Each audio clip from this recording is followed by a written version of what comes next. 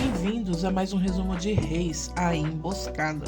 E hoje trago para você o resumo do capítulo 9. Então já clica no like, se inscreve no canal, se liga na tela e bora pro resumo. O capítulo começa exatamente com a questão de Abias. O que fazer com os irmãos traidores? É quando os soldados sacam suas espadas e Abias diz que não lhe resta outra coisa a não ser perdoá-los. Com isso, os irmãos ficam confusos e Abias pede que os soldados guardem suas armas e saiam. Com os irmãos ainda um tanto confusos, Abias desce do trono e continua a falar que os perdoa. Jeús, espantado e sem palavras, apenas abraça o rei, que o mesmo logo lhe diz: "Por quê? Porque é tão difícil vocês reconhecerem que precisam de mim?" Enquanto Abias abraça cada um dos irmãos, Jeús e Samarias continuam a olhar para ele, ainda desconfiados.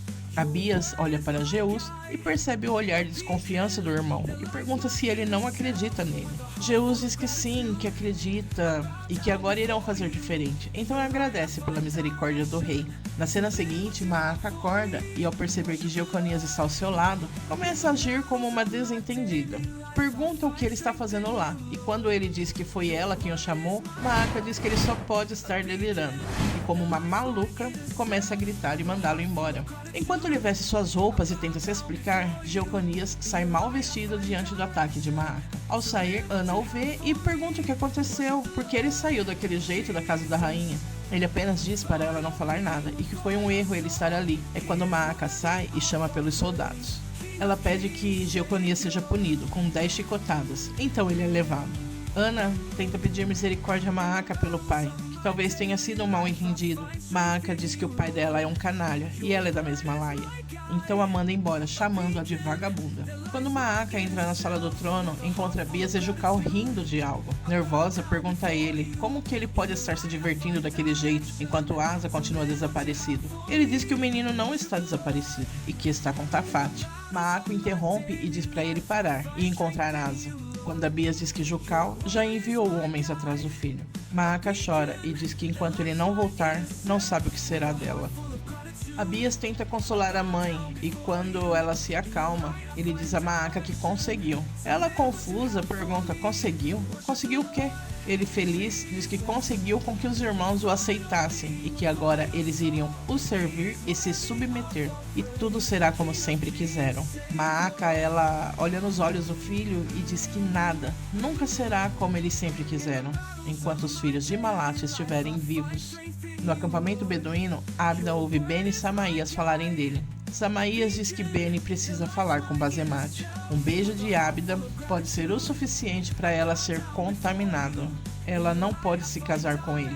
Ainda diz que tentou falar com Bazemate, mas ela não aceita. Enquanto Ábida escuta tudo escondido, Beni pergunta a Samaías se Ábida sabe disso, e ele diz que não, pois não tem coragem de contar a ele, e pela lei ele precisa ser afastado do acampamento. Enquanto ainda conversam, Ábida fica ali e ouve tudo, ficando desolado. Ainda no acampamento, um dos homens de Jucal avista Asa. Em Israel, Onri vai visitar Siloé e fica surpresa e muito feliz com sua visita. Ela, toda tímida, conversa com ele e Onri percebe a timidez dela e diz que ela pode ficar à vontade com ele e falar o que quiser. Siloé diz que estava trabalhando em uma surpresa para ele, então pega da caixa um lenço que ela mesma confeccionou e o entrega. Ele diz que gostou muito e que onde ele for, o lenço também irá, então o guarda. Siloé diz que foi bom ele ter ido lá. Ela não sabia se ele voltaria. Ele diz que passou a noite inteira pensando nela e depois daquele beijo ele nunca mais será o mesmo homem. Então ela diz que o pai tem uma notícia para dar a ele e o leva até Jeroboão. Jeroboão o recebe bem e diz que queria vê-lo, então conta a notícia. Ele quer que Onri se case com Siloé naquela mesma noite e pergunta a ele se está preparado. Onri diz que sim, claro que sim.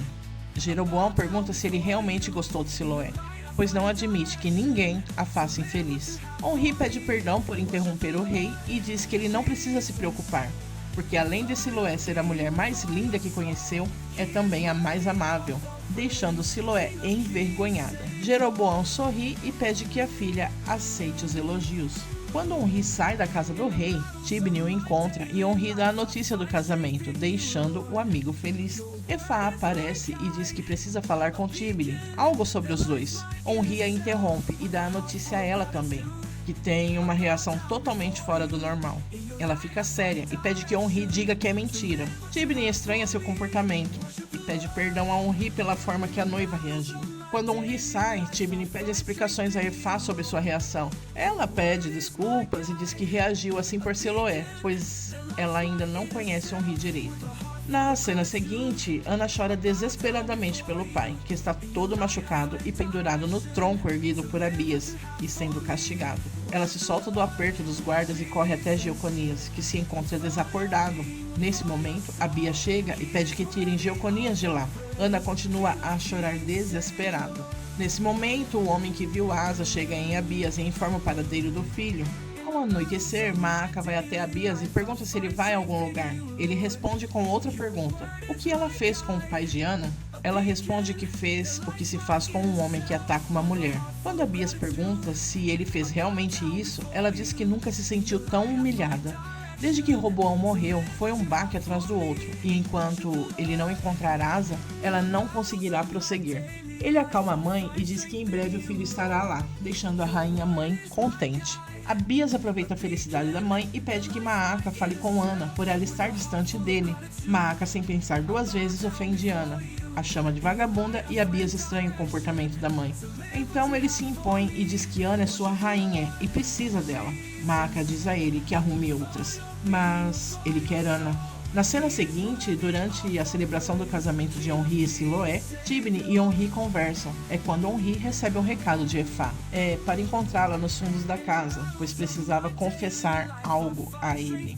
Então Henri se encontra com Efá, que pergunta a ele se é isso mesmo que ele quer, depois de tudo que passaram juntos. Henri diz que tudo que fizeram foi errado, e ela sabe. Efá então pergunta por quê. Se é porque Siloé é rica ou se é porque Efá não tinha nada para oferecer. Ele tenta acalmá-la e quando ela vai beijá-lo, ele diz que não e que aquilo é errado. Diz ainda que não vai fazer isso com seu melhor amigo e muito menos com Siloé. Mas Efá contra-argumenta e diz que já fizeram. Traíram seus melhores amigos por amor. Então pede mais uma vez que Henri não se case com Siloé. Ele diz que sente muito, mas que precisa ir, então sai. Chega a hora do casamento. Siloé é levada até Henri, porém ela não parece feliz. Nadab pede que Henri cuide bem dela e a entregue então. Jeroboão inicia a cerimônia. Diz que Siloé não é motivo de orgulho para ele somente por sua bondade e gentileza, mas por ter sido também uma constante fonte de luz em sua vida, emocionando assim a filha. Efá observa o casamento e sofre calada, enquanto Tibni diz a ela que em breve serão eles que estarão se casando.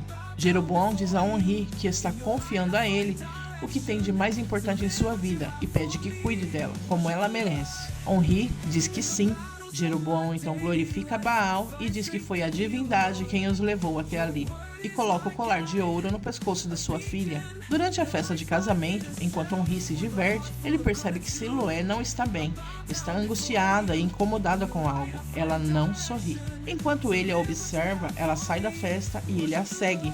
Ela entra chorando em casa e Henri, preocupado, pergunta o que aconteceu. Ela, decepcionada, começa a falar que viu ele e Efá nos fundos da casa. Ouviu o que falaram. Diz a Henri que não precisa se preocupar, pois ela não contará nada a Tibni, pois já bastava um coração partido. E sai, triste e magoada. Henri fica apenas sem reação. O episódio termina com Basemate gritando e todos indo ver o que aconteceu. Ela diz que Ábida não está na cama e nem no acampamento. Ele foi embora. Nesse momento, o rei Abias chega, com toda uma tropa armada, e pergunta onde está o seu filho.